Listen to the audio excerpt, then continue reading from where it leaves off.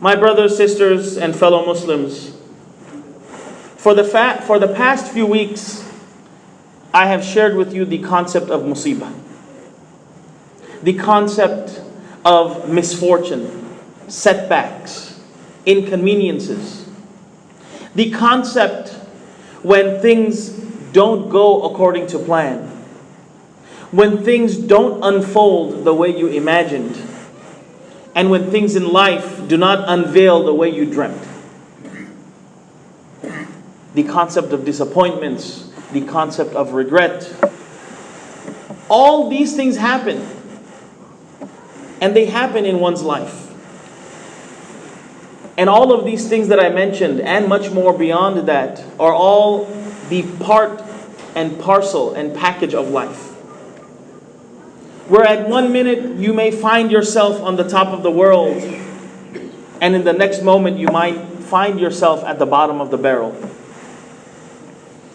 And Allah subhanahu wa ta'ala tells us that all of these circumstances, all of these ups and downs, these are all tests.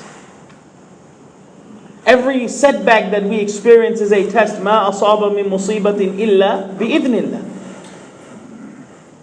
But I also shared with you the other side of the coin, where there is also a level of personal responsibility involved as well, with the things that happen to us or around us. If someone smokes 4 packs a day, and then they get lung cancer, you can't take the blame off yourself and say that, oh, you know what, this is bi'ithnillah. Now, regardless of the situation, the reaction a Muslim should have to any setback is to say and internalize, Inna lillahi wa inna ilayhi raji'un. The best remedy, the best cure and tactic to help us deal with our pain, to help us deal with our hurt and our setback, the best way to cope with that is by reminding ourselves who we truly are. Inna lillahi. To remind ourselves of where we really came from. Inna lillah. What we are really made of. Inna lillah. Who we really belong to. Inna lillah. Who is pulling the strings. Inna lillah. And guess what? We have to remind ourselves what will happen to us when these strings are cut. Wa inna ilayhi raji'un. Where we will go when our body is discharged. Wa inna ilayhi raji'un. When Allah puts to an end what He began. Wa inna ilayhi raji'un. Subhanallah, there's so much depth in this saying. It is amazing. Subhanallah. It puts everything into perspective. And honestly, it's not a matter of, oh, it's easier said than done. Oh, you know, it's easy for you to stand here and talk about this on Fridays. Honestly, if you put your mind and your heart to it, heart in this phrase, it does work. It will work, not because I'm telling you, because Allah subhanahu wa ta'ala said so. الَّذِينَ إِذَا أَصَابَتْهُمْ مُصِيبَةٌ قَالُوا إِنَّا لِلَّهِ وَإِنَّا إِلَيْهِ رَاجِعُونَ أُولَٰئِكَ عَلَيْهِمْ صَلَوَاتٌ مِّن رَبِّهِمْ وَرَحْمَةٌ. The people who internalize this, who make a habit, who acknowledge and admit and confess their belonging to Allah subhanahu wa ta'ala, who truly mean this saying, Allah subhanahu wa ta'ala says, أُولَٰئِكَ عَلَيْهِمْ صَلَوَاتٌ. These are the people upon whom are the blessings of Allah from their Lord, wa rahmah, and mercy. When you internalize Inna lillahi wa inna ilayhi raji'un, Allah puts you at peace. Allah puts you at ease. Allah blesses you and directs His special mercy on you. Why? Because you have acknowledged that Allah is the owner. You have recognized Allah's command and dominion, and this is tawadu'. This is humility.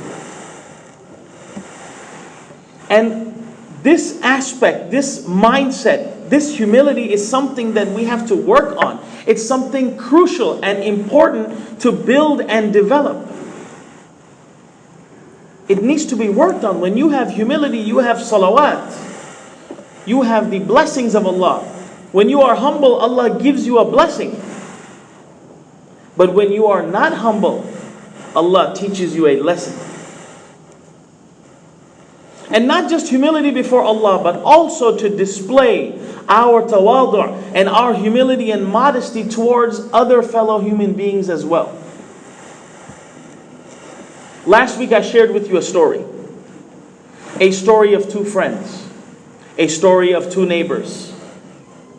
A story that Allah has revealed in the Quran as a lesson for each and every single one of us.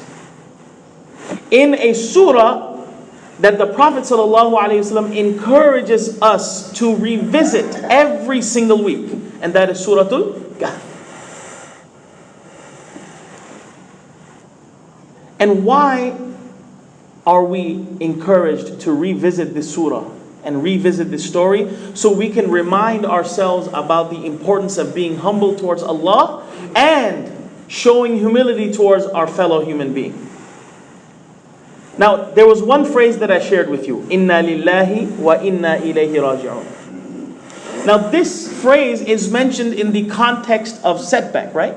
When something bad happens, when a misfortune falls upon you.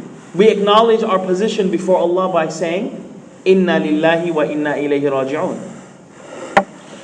What if you find yourself on the other side of the fence, where you're having this long streak of success? That success is also a test from Allah. And that test requires us to also be humble and grounded. And today we will learn another phrase that will put us in our place before Allah subhanahu wa ta'ala. Just to recap from last week, there were two friends, two neighbors. One of them was very wealthy, very well-to-do and affluent.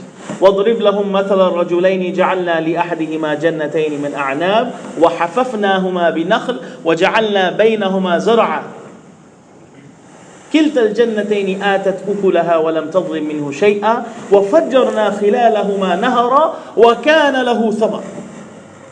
Allah subhanahu wa ta'ala dedicated a little bit more than 2 verses in the Quran to describe the vast variety of the wealth that one of those people possessed.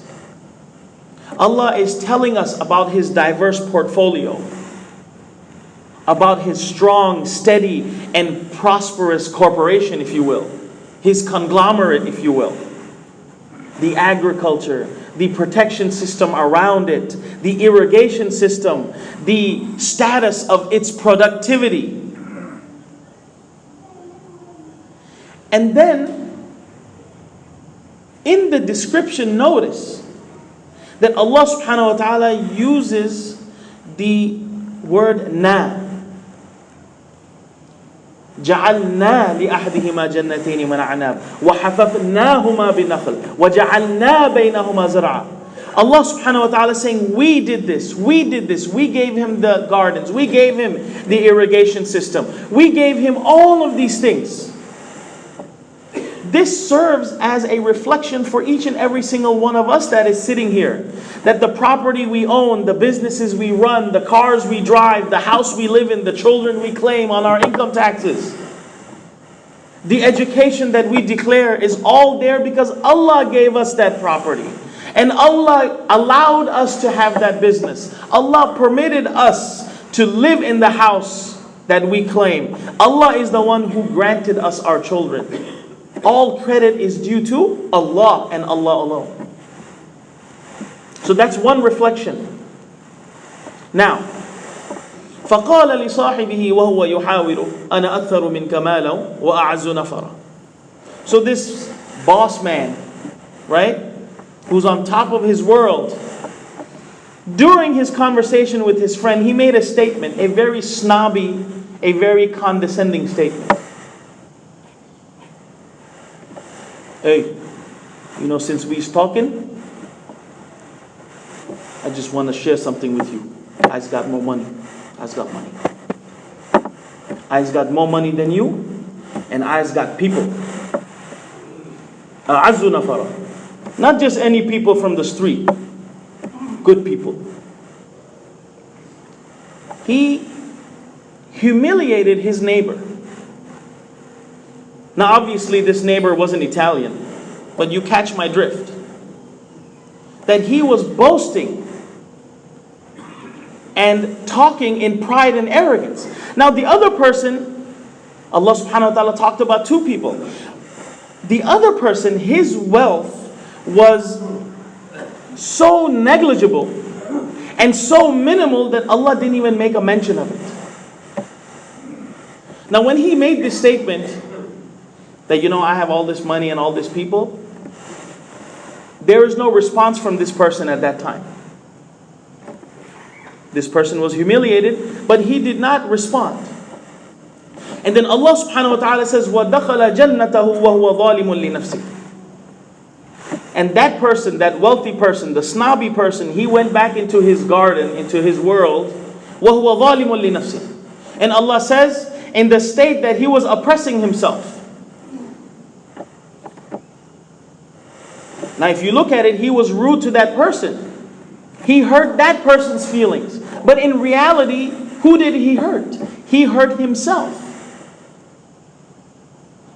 Because when you hurt someone else, when you humiliate someone else, when you disrespect and dishonor someone else, all that comes back to you, if not here, on the Day of Judgment.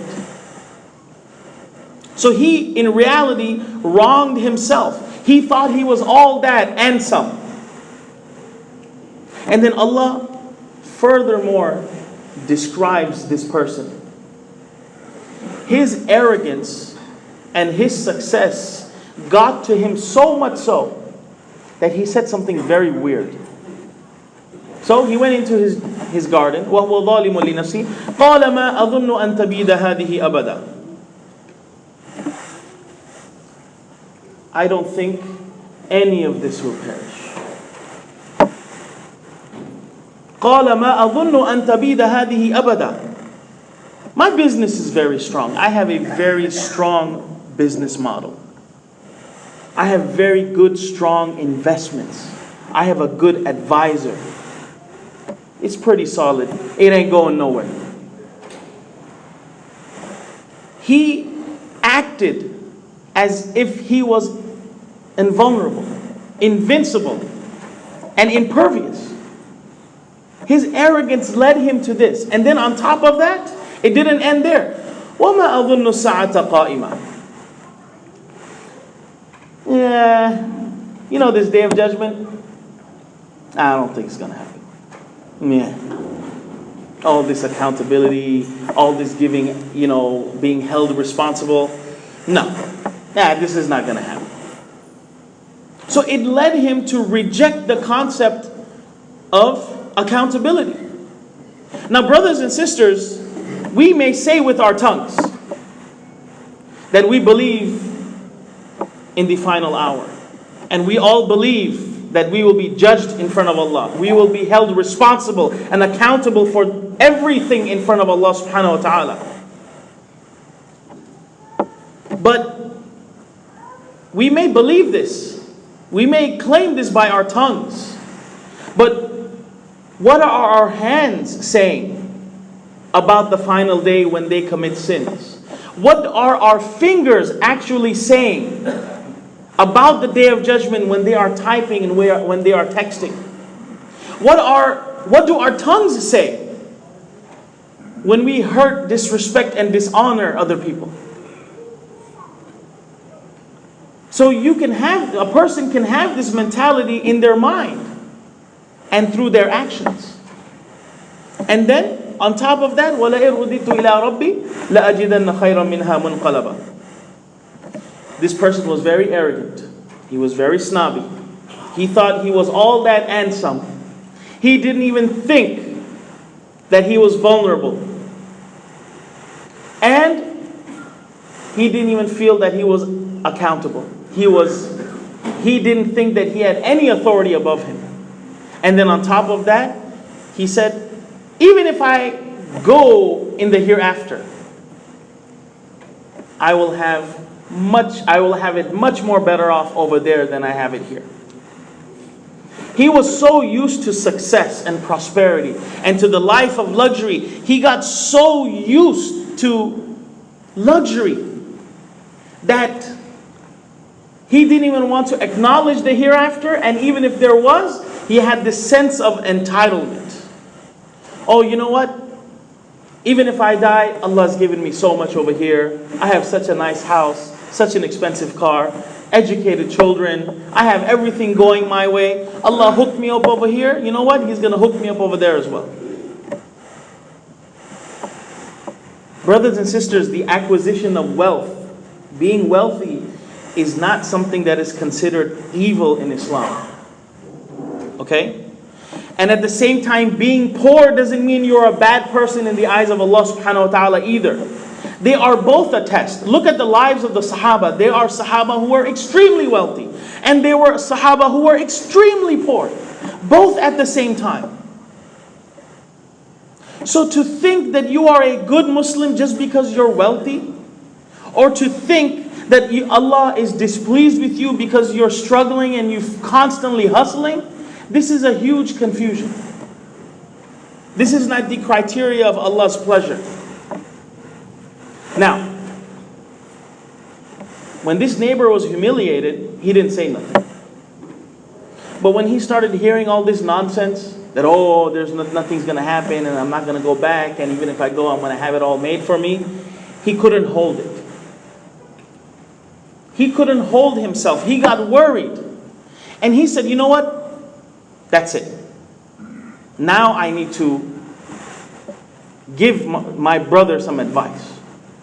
قال له صاحبه وهو يحاوره أكفرت بالذي خلقك من تراب. Now he didn't just go up to him and grab him by his shirt and start giving him a khutbah. Alhamdulillah wahda wa salatu wa salamu ala man la nabiyya ba'da. Brother, anta kafir, this is haram, blah blah blah, this and that. No. Just like that person slipped in a snobby statement, they were having this conversation, and in the midst of the conversation, he slipped in some advice to him. And he said, أَكَفَرْتَ بِالَّذِي خَلَقَكَ مِن تُرَابٍ? Do you reject the one who created you from dirt? ثُمَّ مِن نُطْفَةٍ, and then that dirt turned into a dirty droplet. ثُمَّ سَوَّاكَ رَجَلًا, and then he made you into this well-proportioned man. Are you forgetting your beginnings, brother? He was giving him a lesson in humility. You're talking about your farm and your agriculture and all your investments and all this, when you forgot who created you and what you are created from and how you got here.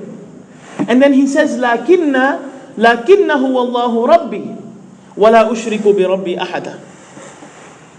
And look at the way he's giving advice. He didn't say that, shame on you, Allah is your Lord, and you shouldn't be ungrateful to Him like that. You shouldn't take all the credit and do shirk. He said, لَكِنَّهُ وَاللَّهُ رَبِّي. You know what? Indeed, Allah is my Lord.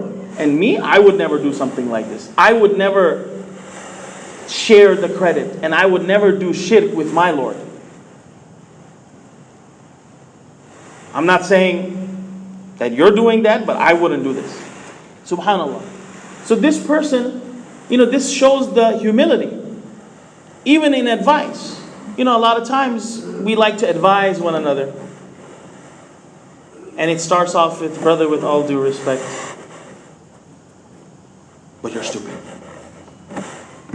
Anytime you hear someone say all due respect, you know what's going to come after that. With all due respect, here's all the disrespect. No. Allah is teaching us this lesson in even advising one another. This person's been humiliated. But did he take out his vengeance on that person? No. And then he said, وَلَوْلَا إِذْ دَخَلْتَ جَنَّتَكَ قُلْتَ مَا شَاءَ اللَّهِ. And this is the second phrase that I wanted to share with you. He tells him that, why didn't you say, مَا شاء اللَّهِ لَا قُوَّةَ إِلَّا بِاللَّهِ when you entered your garden? Instead of going and say, oh, look at all this. Oh yeah, I earned all this. It's my brains. I played my cards right. Instead of saying all that, Why didn't you just say MashaAllah? La quwwata illa billah. See, our perception of MashaAllah, when we see a big house, oh MashaAllah. Right? When we YouTube about the sheikhs in UAE, oh MashaAllah. Right? When we see an expensive car, oh MashaAllah. When we see a big masjid, MashaAllah.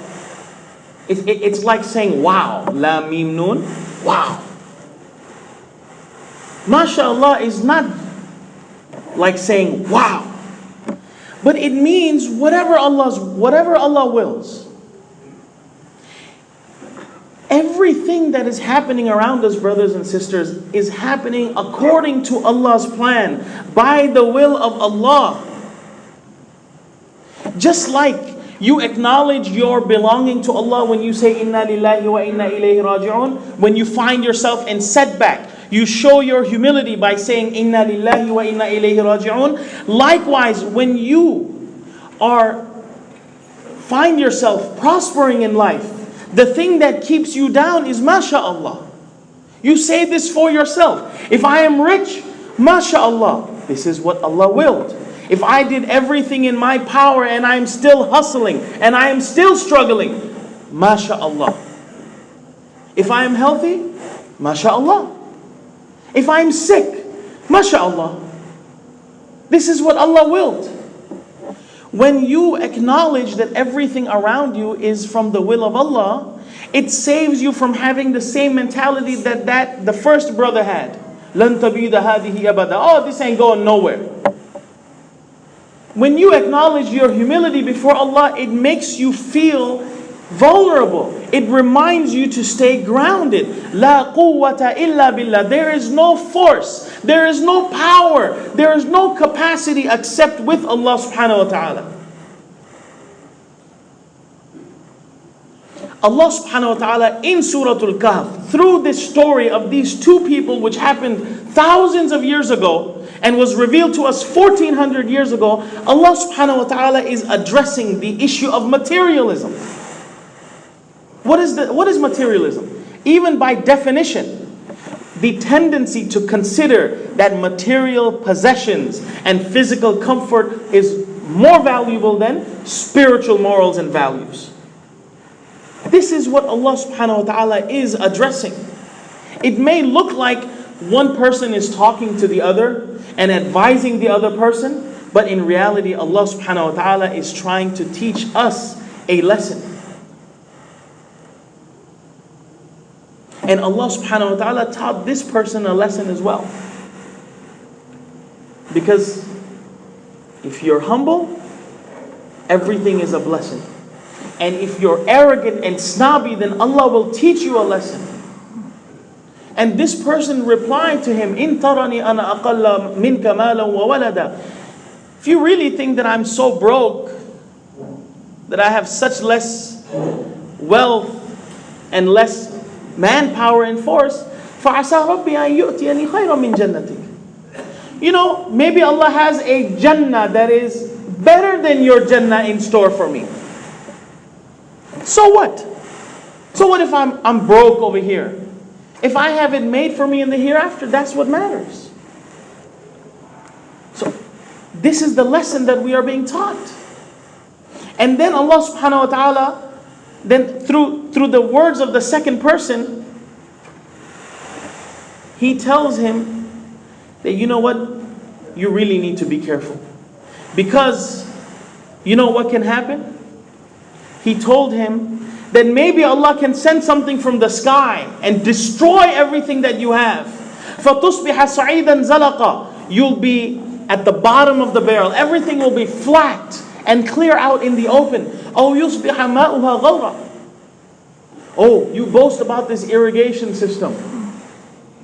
But what if the water runs out? فَلَن تَسْتَطِيعَ لَهُ طَلَبًا. You will dig and dig and dig, and you will not find your water. Oh my God, where did it all go? Where's all my money going? And then Allah subhanahu wa ta'ala says, subhanallah, Allah mentioned and described His wealth in 3 verses. And then Allah subhanahu wa ta'ala said, وَأُحِيطَ بِثَمَرِ وَأُحِيطَ بِثَمَرِ. In two words, Allah describes the destruction of everything that we had. Everything that he had. And all his wealth was surrounded. It got surrounded. Everything. He lost everything. فَأَصْبَحَ يُقَلِّبُ كَفَّيْهِ. He started flipping his hands. Oh my God, where did it go? Where did it go? I can't believe it happened. Oh my God. He started making these gestures. عَلَى مَا أَنْفَقَ فِيهَا. Oh, all that money I spent, it's all gone. The market crashed. My partner took advantage of me. He left. وَهِيَ خَاوِيَةٌ عَلَى عُرُوشِهَا. And everything is flat on its feet. So the lesson to learn from this story, this is not a historical, this is not a tale, this is not a story, this is not, oh, once upon a time there was two people and one was very rich and one was very poor, and then the rich one became poor. No. Allah subhanahu wa ta'ala is sharing with us the formula to be humble in front of Him. Allah is telling us that whether we are in poverty or whether we are in prosperity, to always acknowledge your position before Allah subhanahu wa ta'ala, to always give credit to Allah subhanahu wa ta'ala, and to always show your humility before Allah subhanahu wa ta'ala, and come to your knees before Allah subhanahu wa ta'ala before He brings you to your knees. May Allah subhanahu wa ta'ala allow us to read Surah Al-Kahf every week, and allow us to absorb the message and to read in between the lines. أقول قولي هذا وأستغفر الله لي ولكم ولسائر المسلمين.